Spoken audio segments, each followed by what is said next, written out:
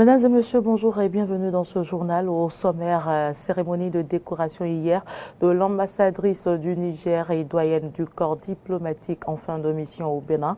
Saadi Abdou Sandi a été élevé au grade de commandeur de l'ordre national.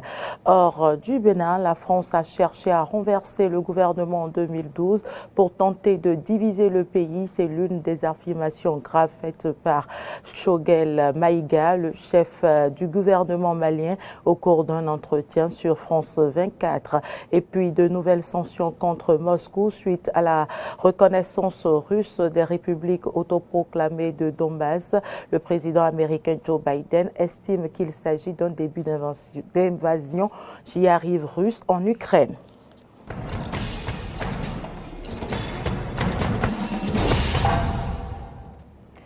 Merci pour l'attention. Je l'annonçais dans les titres, l'ambassadrice du Niger au Bénin et doyenne du corps diplomatique Saadi Abdou Sandi, en fin de mission, a été élevée au grade de commandeur de l'ordre national. C'était hier au ministère des Affaires étrangères et de la coopération à l'occasion d'une cérémonie présidée par la vice-présidente de la République, Myriam Tchabi Talata. Clémence Tonoucoin pour le point. Le chef de l'État, le président Patrice Talon, grand maître de l'ordre, a décidé de décorer la doyenne d'âge du corps diplomatique dans l'ordre national du Bénin au grade de commandeur pour sa compétence et son efficacité dans l'humilité. En recevant cette distinction honorifique, la diplomate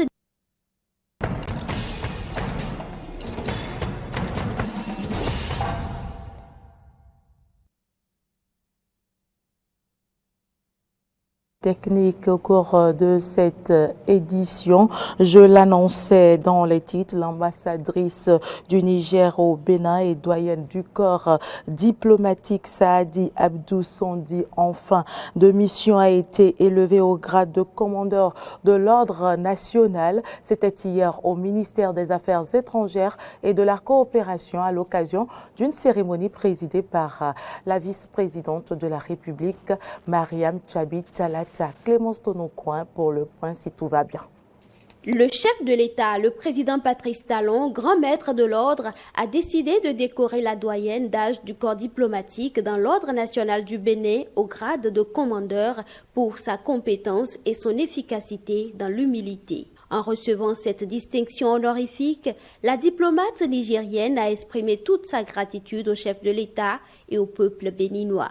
En recevant cette décoration qui me va droit au cœur et que je dédie à mon équipe de collaborateurs, je mesure tout l'intérêt que le gouvernement du Bénin attache à la qualité de nos relations.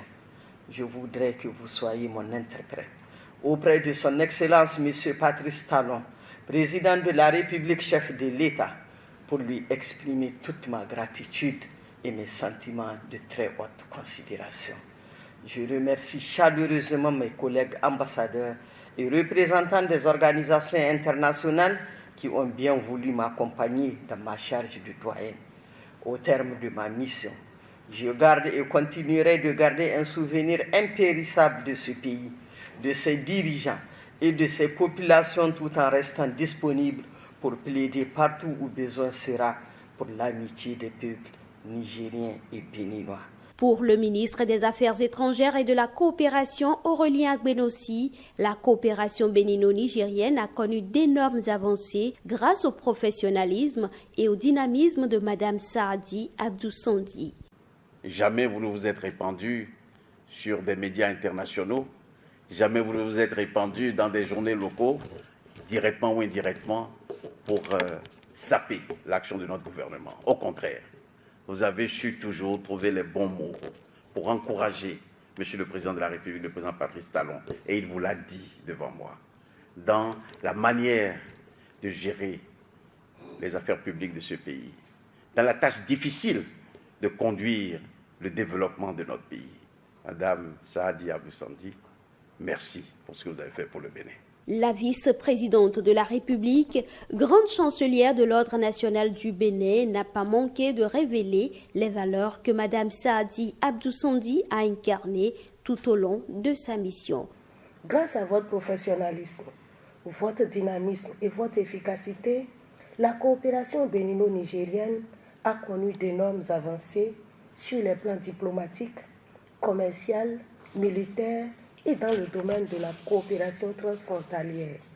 Les acquis du renforcement de nos liens sur divers plans sont entre autres la consolidation des relations d'amitié et de fraternité et de bon voisinage entre nos pays, la tenue de l'historique Conseil des ministres conjoints entre les gouvernements de nos deux pays, la mise sur pied des comités paritaires sur l'utilisation par le Niger du port autonome de Cotonou, la signature en 2019 de l'accord de coopération dans le cadre d'un projet de pipeline pour le transport du pétrole nigérien, le projet de développement des chemins de fer reliant les deux pays et leur extension à d'autres, la coopération militaire dans le domaine de la formation des cadres militaires à l'école des forces armées du Bénin et à l'école des forces armées nigériennes, les échanges d'enfants de troupes, etc. Madame Saadi Abdou-Sandi a servi en tant qu'ambassadeur extraordinaire et plénipotentiaire du Niger près le Bénin pendant 9 ans.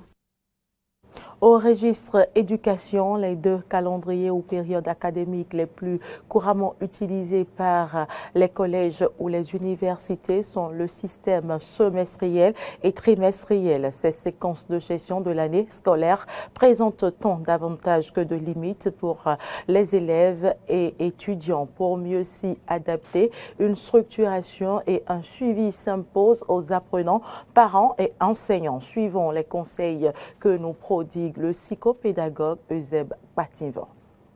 L'année scolaire au Bénin s'étend sur 9 mois et est constituée de travaux scolaires. Pour réussir l'année scolaire, l'élève a besoin d'un suivi particulier et d'être assidu au travail. Selon le psychopédagogue, pour réussir le second semestre, il faut faire entre autres un bilan à mi-parcours. Pour mieux réussir ce semestre ou ce trimestre, je pense qu'il faut d'abord faire un bilan à mi-parcours du premier trimestre. Et ça nécessite la participation tant des apprenants, des parents que des enseignants. Les apprenants doivent faire un petit bilan avec leurs parents, voir ce qu'ils ont fait depuis le premier trimestre, dans quelle matière, dans quelle discipline ils n'ont pas été performants, et voir les notions, les contenus notionnels qu'il faudrait refistoler, relire, et ce qu'il fait pour faire face à un prérequis aux nouvelles connaissances notionnelles. Ils doivent aussi redoubler d'ardeur. Ils doivent avoir plus de volonté à réussir.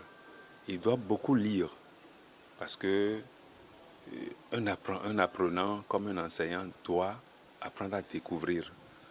Avoir la volonté de revisiter ses cahiers, la volonté de revisiter ses bulletins, voir où cela n'a pas été performant ou n'ont pas atteint le seuil. Ceci dit, ils pourront se reprendre. La réussite d'un enfant est aussi tributaire de l'apport et du suivi des parents. Le devoir de s'asseoir, c'est-à-dire ils vont s'asseoir avec l'enfant. Si l'enfant a bien travaillé, bon, c'est le temps de lui doper le moral, de l'amener à perpétuer ses efforts. Et si le travail n'était pas performant, voir ensemble avec lui, comme je l'avais dit, là où il n'a pas réussi. Si possible, ses parents doivent faire une visite ponctuelle dans telle ou telle discipline à des professeurs experts en la matière pour voir les points faibles de l'enfant en situation de classe. Ce n'est pas la peine de le décourager, il faut le renforcer, qu'il ait travaillé ou non. Il faut éviter de faire l'exercice à la place des enfants. On l'a fait au premier trimestre pour leur donner peut-être le goût, mais au deuxième trimestre, comme l'enfant qui marche et titube, il faut commencer par le laisser petit à petit. Pour réussir, un élève doit pouvoir bien gérer ses temps libres comme les congés de détente. Le psychopédagogue donne des conseils à ce propos. Aménager son temps de loisir. Bon, il y a une actualité qui court maintenant par ces congés de détente, d'aller à la présidence pour voir les vestiges historiques. Pourquoi pas faire découvrir la nature, aller à la bibliothèque et lire, voilà, faire un peu de documentation et beaucoup se reposer. Éviter les sorties nocturnes, les sorties entre camarades non organisées par les parents, non signalées par les parents. Donc, je vais demander aux enseignants de redoubler à la reprise, de parler avec les enfants. Il y a aussi le devoir de s'asseoir à l'école. L'enfant est revenu. Avec quoi il est revenu? Comment il est revenu? Il est clair que quand il se repose, même le week-end, quand il revient, il faudrait ressusciter dans les préacquis, le ressusciter dans les préacquis, lui donner de la considération, lui dire qu'il est capable de réussir, même s'il avait une moyenne pas trop performante, qu'il peut réussir et l'accompagner. Une année scolaire réussie passe par l'effort personnel et nécessite un sacrifice de la part de l'élève. Dans la commune de Zé et plus précisément dans l'arrondissement de Yokpo, les populations ne disposent pas d'infrastructures communautaires. Elles sont confrontées à de nombreuses autres difficultés. Une longue liste de doléances formulées attendent les responsables à divers niveaux. Pierre Botokpo, chef d'arrondissement de Yokpo, lance ici un appel aux autorités étatiques et plus particulièrement au ministre de la Santé. Suivez ses propos au micro de Gildas Bervi. Nos difficultés, ils sont beaucoup. Elles sont beaucoup, mais la principale, c'est l'inexistence de centres de santé d'arrondissement. Et Yokpo fait partie des 11 arrondissements de la commune de Zé. Et jusqu'à la date d'aujourd'hui, nous restons le seul arrondissement qui ne dispose pas de centre de santé. Le conseil communal de Zé, présidé par son excellence Ala Diamandé Moussa, est en train de faire beaucoup de choses dans ce domaine. Mais on n'a pas encore trouvé de solution. On n'a pas encore eu de solution. Donc je demande humblement au ministre de la Santé, M. Humpati, de nous venir en aide, de prendre le cas de Yokpo comme un cas d'urgence. Le point de naissance à domicile n'est pas négligeable. N'est pas négligeable, puisque parfois même dans les villages, au niveau des villages, il y avait, je crois, une ONG qui nous avait aidé quand même à déclarer. L'autre chose aussi, c'est la difficulté de déclarer les naissances à domicile. Donc, avec une ONG, je crois, je ne me rappelle plus trop du nom, ils nous ont aidés, et avec le registre que nous avons mis à disposition des CV, parfois on va jusqu'à 6-7 naissances par mois, par village. Par village. Or, Yokpo, c'est 9 villages. Ouais, donc je crois que ce n'est pas négligeable. Et même à part aussi les cas de naissance à domicile, il y a aussi les cas d'urgence, les cas de maux de ventre, les cas de blessures, où on peut quand même se référer à un centre de santé, faire les premiers soins et avant de continuer sur les grands centres de santé. Donc c'est un peu compliqué pour nous. En tant qu'arrondissement, nous ne disposons pas de centre de santé. Donc j'implore la clémence, ou bien j'implore humblement, j'invite humblement le ministre de la Santé à prendre le cas de Yokpo comme un cas d'urgence. Actualité en dehors du Bénin au Mali, alors que les troupes françaises doivent se retirer définitivement, Choguel Maïga a porté hier de lourdes accusations sur les hautes autorités françaises. Pour le chef du gouvernement, ça ne fait aucun doute. La France a cherché à renverser le gouvernement en 2012 pour tenter de diviser le pays. C'est ce qu'il a déclaré lors d'un entretien à France 24. Suivez plus tôt. On renie l'accord qui nous lie avec les autorités françaises, on fait le divorce en bonne et due forme. Nous avons proposé une réactualisation de l'accord et l'ont mis dans le tiroir. La France s'est mise à s'énerver, à insulter nos autorités. Leur ambassadeur s'est livré à des activités subversives ici qui divisent les Maliens. On soupçonnait Paris de préparer un plan pour renverser notre gouvernement. Toutes ces manœuvres, tous ces discours, c'était pour renverser le gouvernement. La reconnaissance russe des républiques autoproclamées de Donbass, le président américain Joe Biden estime qu'il s'agit d'un début d'invasion russe en Ukraine, mais il est encore temps d'éviter le pire selon lui. Il s'est exprimé hier à l'occasion d'annoncer de nouvelles sanctions contre Moscou. Par ailleurs, le secrétaire d'État américain a annulé sa rencontre de demain avec son homologue russe. Dans un discours d'une dizaine de minutes ce mardi, on a assisté à un durcissement de ton de la part de la Maison-Blanche. Désormais, Joe Biden considère les annonces de Vladimir Poutine comme le début de l'invasion de l'Ukraine par la Russie. Il a donc annoncé une nouvelle salve de sanctions économiques après celle de ce lundi qui visait spécifiquement la région du Donbass. Cette fois, le président américain frappe des banques russes ainsi que les élites du pays. Je propose de l'écouter.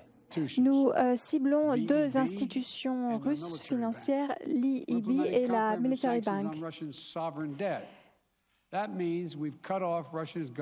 Nous interdisons, nous bannissons la Russie des marchés financiers occidentaux. Elle ne peut plus faire commerce de sa dette sur nos marchés. Il n'y a plus accès. À partir de demain, nous imposerons également des sanctions sur les élites et les familles des Russes. Ils ont partagé la responsabilité, ils partageront également la douleur.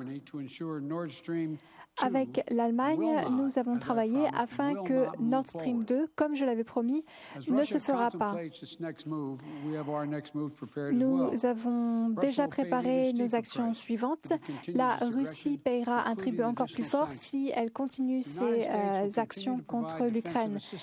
Les États-Unis continueront à apporter un soutien militaire à l'Ukraine et continuera à renforcer et à réassurer ses alliés de l'OTAN.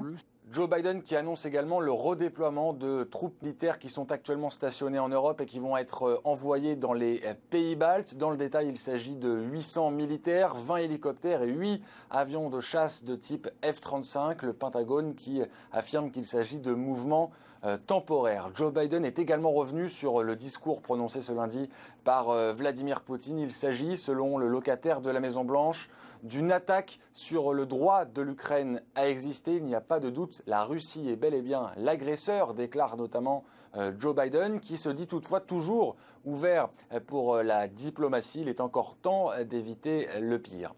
Joe Biden qui a d'ailleurs rencontré ce mardi le ministre ukrainien des Affaires étrangères. Ce dernier est en déplacement à Washington, où il a également rencontré son homologue américain Anthony Blinken. L'occasion pour le chef de la diplomatie américaine de tenir une conférence de presse, un discours au cours duquel on a appris que la diplomatie américaine avait informé la diplomatie russe du fait qu'il ne souhaitait plus organiser une rencontre ce jeudi entre Sergei Lavrov et Anthony Blinken. Cette rencontre n'a pas de sens, estime Anthony Blinken, puisque selon lui, la Russie a rejeté la voie diplomatique. Il est également revenu sur les annonces de Vladimir Poutine et justement sur les troupes militaires russes le long de la frontière ukrainienne. Écoutez. Cela confirme ce que nous disions, à savoir qu'il n'a pas envoyé plus de 150 000 soldats à la frontière ukrainienne pour des exercices militaires bénins ou pour répondre à une menace d'agression de la part de l'Ukraine ou pour arrêter un génocide fabriqué par l'Ukraine ou toute autre raison fabriquée. Son plan a toujours été d'envahir l'Ukraine, de contrôler l'Ukraine et son peuple, de détruire la démocratie ukrainienne qui offre un contraste frappant avec l'autocratie qu'il dirige, de récupérer l'Ukraine comme une partie de la Russie. C'est pourquoi c'est la plus grande menace sécuritaire en Europe depuis la Seconde Guerre mondiale. Tout au long de la journée ce mardi, on a compris dans la voix de Joe Biden puis d'Anthony Blinken que les sanctions économiques contre la Russie n'étaient qu'une première étape. Elles pourraient aller plus loin. Il s'agit de sanctions graduelles qui suivront l'évolution de la situation en Ukraine. Et ce sera tout pour cette édition. Merci de nous avoir suivis. L'information continue sur nos différentes plateformes Facebook, Twitter, YouTube et sur notre site internet www.benin-eden.tv.